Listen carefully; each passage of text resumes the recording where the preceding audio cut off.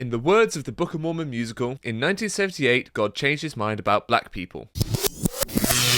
Before 1978, with a handful of exceptions, during the very earliest days of the church, black men were not allowed to hold the priesthood, and black members of the church as a collective were denied the blessings of the LDS Temple. They were still expected to pay tithing, of course, but they were not allowed a temple recommend. The removal of the priesthood and temple ban is touted as a revelation from the Lord. In early June of this year, the First Presidency announced that a revelation had been received by President Spencer W. Kimball, extending priesthood and temple blessings to all worthy male members of the church.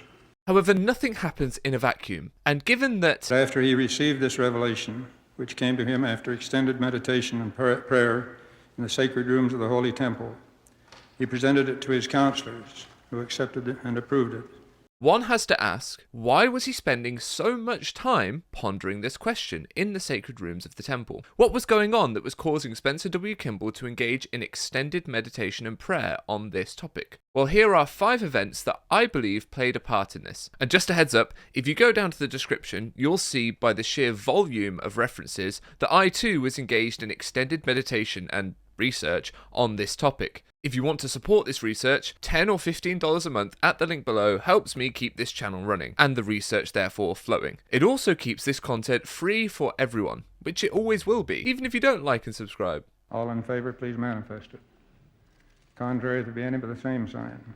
In October 1977, during the sustaining of church officers, an opposing vote was offered. Perhaps not surprisingly, the video of the conference available through the church cuts off just before the exchange, but here's the written report. Voice from the gallery. President Tanner. Yes? Did you note my negative vote? No. Let me see it. Up here. Oh, up there. I'm sorry, I couldn't see up in that gallery. We'll ask you to see Elder Hinckley immediately after this meeting. Just as a quick side note, people wonder why I stand up and say I oppose, and it's things like this. They don't always see you because they're not always looking out for opposing votes. N. Eldon Tanner then said the following April, Before presenting these names for your sustaining vote, I should like to remind you that in the October conference we had one dissenting vote, and there was some misunderstanding about it. Somebody said I treated him very curtly. I'd just like to explain what takes place. If any one or a number of people are presenting a dissenting vote, we give them the opportunity to go to one of the general authorities to explain to that general authority why he feels that the person is not qualified. And if he's found not qualified, then we take the necessary action.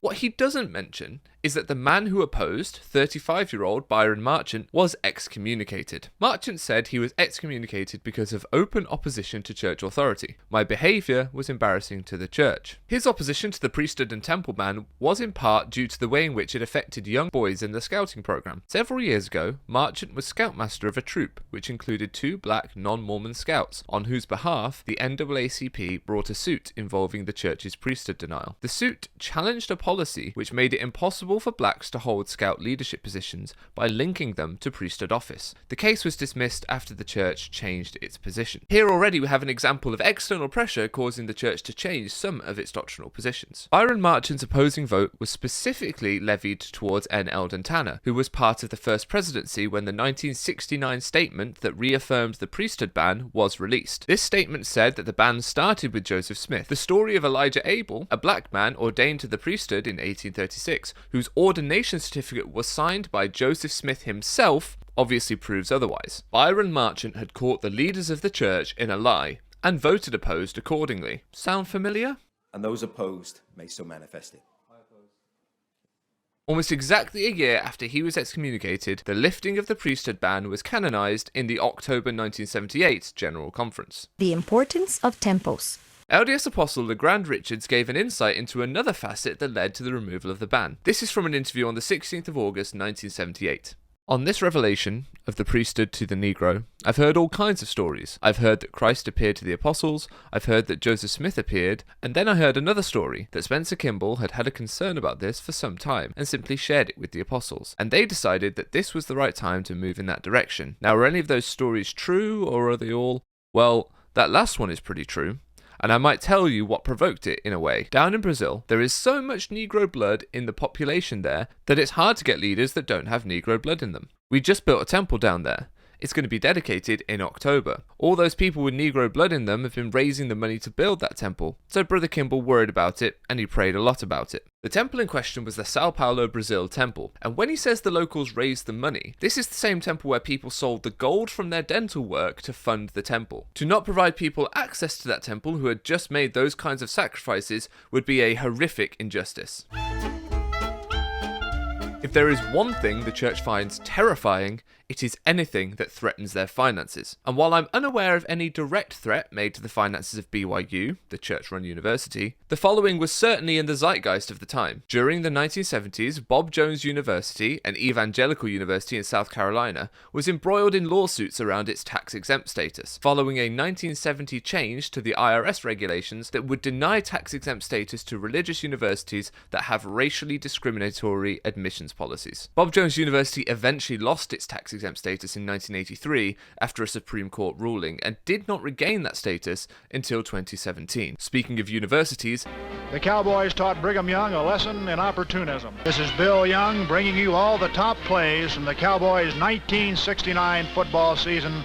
Another major fear for the Mormon church leadership is bad publicity. For a missionary-focused church, public image is everything. Of course, that doesn't mean they don't get in their own way sometimes. I'm looking at you, Cody, Wyoming. But by and large, threats to public image can shape policy change. On October the 17th, 1969, the 14 African-American players on Wyoming's then undefeated football team walked into Coach Lloyd Eaton's office wearing black armbands. The team was preparing to play BYU at War Memorial the next day. The players had a question. Could they wear black armbands in silent protest? The year before, in their victory at BYU, they said Cougars players taunted them with racial epithets. The Wyoming players had also learned that the Mormon Church, which BYU represents, did not allow African Americans in the priesthood. This was America. 1969. The year before, Martin Luther King and Bobby Kennedy were assassinated. The Vietnam War raged, and so did anti-war protests. But this was also Wyoming. 1969. Eaton, citing a policy against protests, a rule no player had heard of, said no. He then kicked all 14 off the team for the rest of the season. Only 3 would play for Wyoming again. Now, the church was clearly concerned about this at an institutional level. Negative feelings towards the church of BYU were the impetus behind the church sending to Wyoming then BYU spokesman Heber Woolsey to dispel myths about the church. Woolsey said explaining that there were black people in the church was a great help to him when trying to allay heightened emotions. When they asked what black person would be a member of the LDS Church, Woolsey called up Darius Gray, a member of the LDS Church and an employee of KSL TV in Salt Lake City. After explaining the heightened situation in Wyoming, Gray agreed to immediately fly to Wyoming and assist Woolsey in lectures and discussions. He was a tremendous asset to the church in saying why he was a member, Woolsey said. Throughout the 70s, Woolsey travelled throughout the country speaking at several colleges and communities that were concerned about church policies. Despite this, some universities went further than simply attempting a silent protest and actively refused to play against BYU. Stanford and San Jose State University both refused to play BYU in any sport because of what they called racism at BYU. For better or worse, the internet has made it impossible for history to recede invisibly into the past. Coming back to where we started with Byron Marchant and his assertions about Elijah Abel, well, he was not alone. In a 1973 edition of Dialogue, a Journal of Mormon Thought, Lester E. Bush Jr. wrote an article centered around the assertion that the priesthood ban started with Brigham Young, citing Elijah Abel's ordination under Joseph Smith, amongst other things. And he makes a powerful argument that the priesthood and temple ban was instituted by Brigham Young without any supporting revelation. In a 1998 article for the Journal of Mormon History, Lester Bush reflects on the impact of his 1973 article. He talks about how Marion D. Hanks sent him the following letter. This acknowledges the receipt of your choice material and of your good letter. I have much enjoyed the other material, i.e. my work on blacks and the priesthood, and will find it useful along the way, I feel certain. The other copy you deposited with one of the brethren probably had a far greater effect than was acknowledged to you or than has yet been evidence. Recent conversations suggest that this is so. Thanks for your sweet spirit and the strong capacity and the courage in your efforts. Let's hear it in Lester's own words. More positively, I soon learned that many of the general authorities had read my article and was not surprised that there was a very mixed response. I was told by one general authority that it had stirred the pot and made an impact that would not be acknowledged. Its impact is being acknowledged today. Referring to the profound impact of this article, prominent LDS historian Greg Prince said in 2013, it gradually became clear that Bush's scholarship had been a significant factor in LDS President Spencer Kimball's quest to change the policy. It seems pretty clear to me that activism and public pressure played a part in the reversal of the ban on black members of the church receiving the priesthood and salvific ordinances. It would seem strange then that Ahmad Corbitt, a black man currently in the position of General Authority 70 within the church, would denigrate activism so heavily as he did when he was serving on the Young Men's General Presidency. I speak of our enemy's effort to transform disciples of Jesus Christ into activists towards or against the Lord's church, the Church of Jesus Christ of Latter-day Saints and its leaders. Activism or advocacy directed toward or against the Church of Jesus Christ of Latter-day Saints is a secular worldly device misapplied in a spiritual otherworldly context. When activism or advocacy is directed at the kingdom of God on earth or its leaders, especially prophets and apostles, it is the wrong tool for the wrong job in the wrong place. For most of this talk, I will address just some of the ways in which ATC, activism toward the church, undermines the doctrine of Christ, in my view, by design. He reinforced his position at the very general conference in which he became the second ever African American man to become a General Authority 70. Parents, if your child struggles with a gospel principle or prophetic teaching, please resist any type of evil speaking or activism toward the church or its leaders.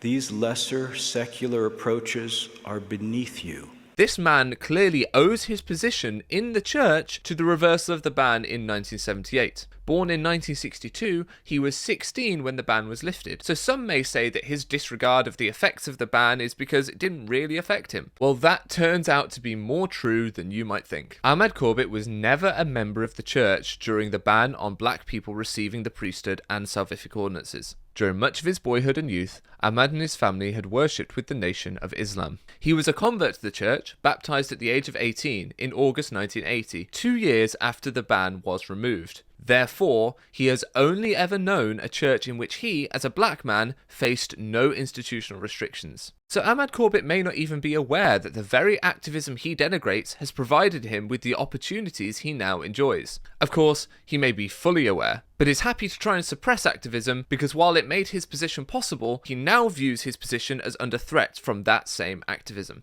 The psychology of these church leaders is complex. It is probably a video, in fact, for another time. And so you don't miss that or any other topics that I cover, be sure to subscribe.